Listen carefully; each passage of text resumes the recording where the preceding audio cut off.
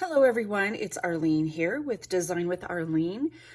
Long time no see, and I know it's due. I'm way overdue for a video, and I had this fun little project, and I thought I would want to share it with you. So here goes. So what we're doing today is making one of these. It is today's Easter. I'm recording this on Easter Sunday, and I'm making these for a holder for these fun little eggs. These are some eggs that I have.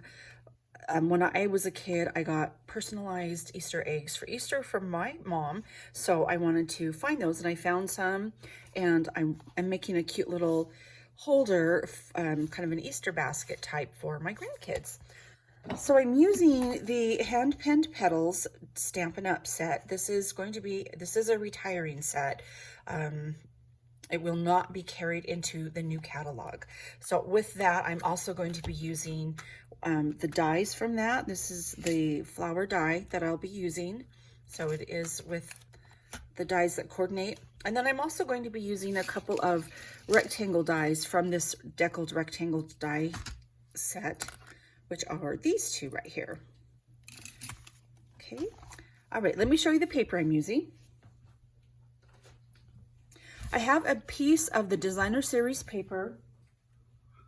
This is from the Dandy Designs Designer Series paper, and I have cut it 12 inches by 8 inches. All right, and then I'm going to take my paper trimmer with the scoring blade, and with the short side up here on the top, I'm going to score it. And this is going to be scored 2 inches from the left side. And then I'm going to turn it and score it 2 inches from the other side.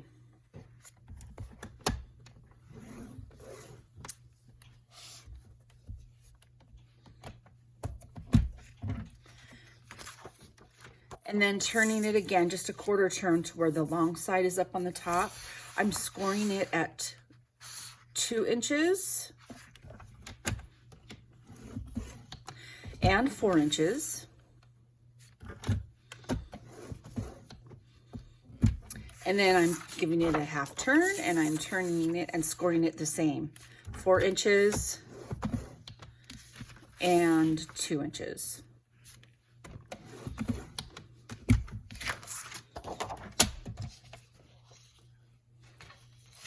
All right, and then with my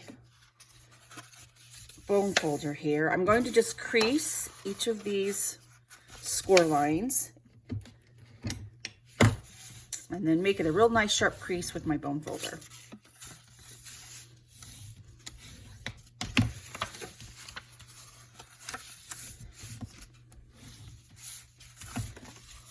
Easy peasy.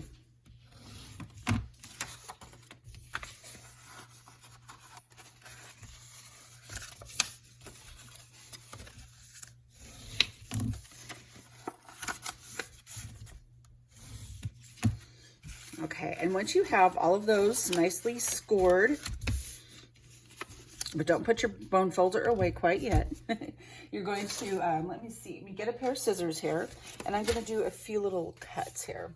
So over here on the left side, you see you've got 2 squares, and then you have this, longer rectangle, and then 2 squares here.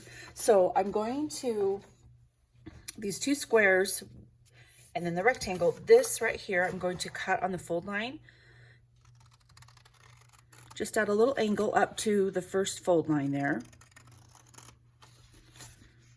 like this, and then do the same thing on the other side.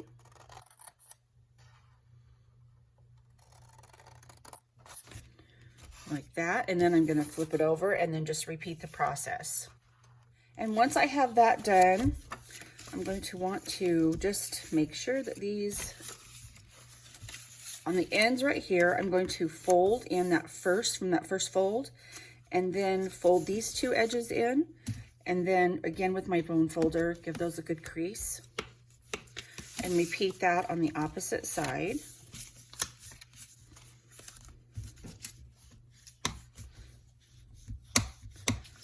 Okay, and then I'm going in with some liquid adhesive and just put some glue on these tabs here.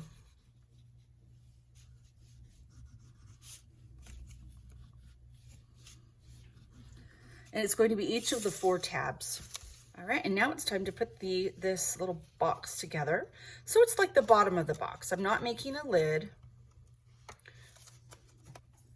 It's going to go up here. This glue is tacky, so it's going to grab your paper fairly quickly.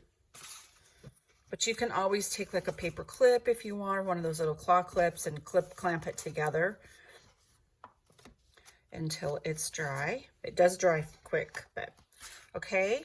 All right, perfect. Now I'm going to set this aside while it gives it time to dry while we prepare our other part of our basket here. So we have done the rectangle decal. Pick this up here. And I used fresh freesia because this matches with the box. This is the larger rectangle that I cut out. And then with the smaller rectangle, I just cut out with a piece from a piece of basic white cardstock. And then I used an embossing folder and I embossed the edge here. So I'm going to go ahead and apply some glue to the piece of the white here and glue this onto the fresh freesia like this. Okay, and now I have a piece of basic white cardstock, and with the Memento black ink, I'm going to ink up this stamp here. This is the flower stamp from the hand-penned petals. And just use this. This is a fun technique. I saw it on Instagram and I cannot remember who did it, but once I saw it, I thought, ooh, this is fun. This is also similar to a project that I showed on my Facebook Live last Friday. So if you're watching this and this may look familiar, and that's why.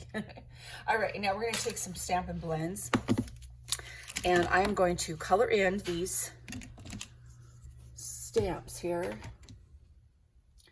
And I'm going to use the Flirty Flamingo.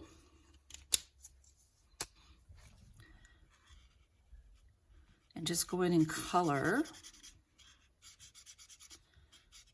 the flowers. And now with the smaller flowers, I'm going to go in with Calypso Coral and color those in too as well. For the leaves, I'm using the dark Granny Apple Green. And for the middle, I'm going to go in with the Mango Melody. Now we see how we have all of the flowers are colored in, but it's leaving some white space in between there. So what I'm doing is taking the Balmy Blue, this is the Balmy Blue Stampin' Blends, the light, and I'm going to just outline this whole image right here. And then I'm also, in any of these white spaces, I'm going to go in and color them in with the Balmy Blue.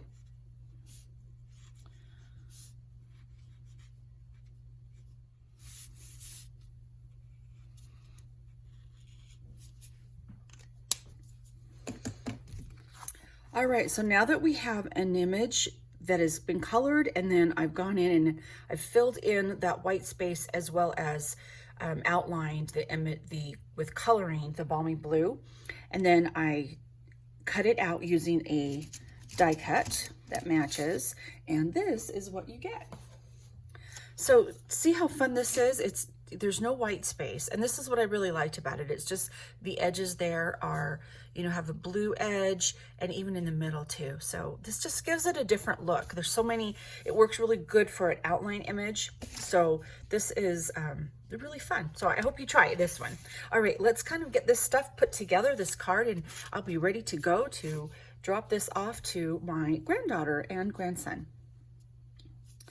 I also have a strip of the Fresh Freesia, which is 11 inches by 1 inch. And then again, using my bone folder, I'm going to just give this a little curve here with my bone folder. And I'm going to take some Tear and Tape. This is pretty strong, so I'm going to take a couple pieces on each side.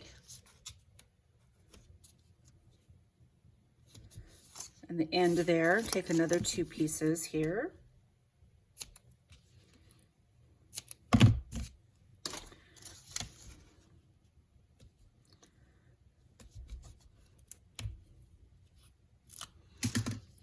And then I'm going to just attach it to each side.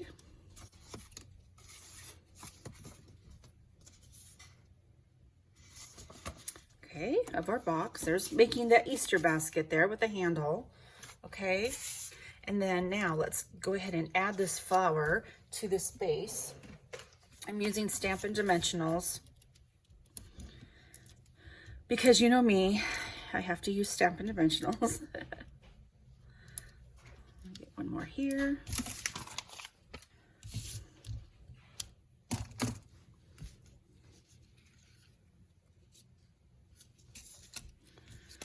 Oops. Alrighty, so then let's do this like that. Okay, now I have a piece of just a scrap piece of basic white cardstock. And this one is, I'm going to be using the stamp that says to an extraordinary granddaughter. And I will say this barely is going to be fitting onto the punch that I'm using. So it's going to be a very, very tight fit. But I think we can make it work. Okay, so I'm using the double oval punch. And I'm going to get that right there. Do you see how that's just barely fitting? But I figured it would, I think it'll work. Okay, got that punched out. And then again, using some scrap fresh freesia, I'm using that double oval punch again. I'm going to punch out that larger oval here. Okay, now let's glue these two together.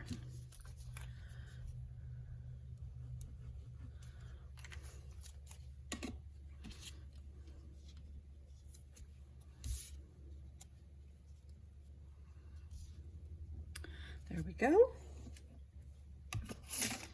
And then we also have some embellishments. The embellishment that I'm going to use are these. These are the faux sea glass shapes. These are another item that is retiring from the current catalog. And let me see, I'll just use this since I cannot see where my tweezers are, so we'll just do this. Let's see, let's use some yellow here. These are fun. Yep. Let me use another one here. There we go. There we have it. All right, again, a couple more Stampin' Dimensionals for this.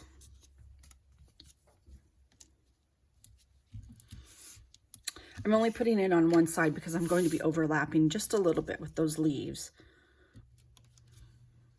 Okay, let me set that down right there. Okay, look how cute that is. All right, and then I'm going in, the last touch here I have is I'm using some of this fresh freesia ribbon here, and I'm attaching it with just a couple of these little mini glue dots.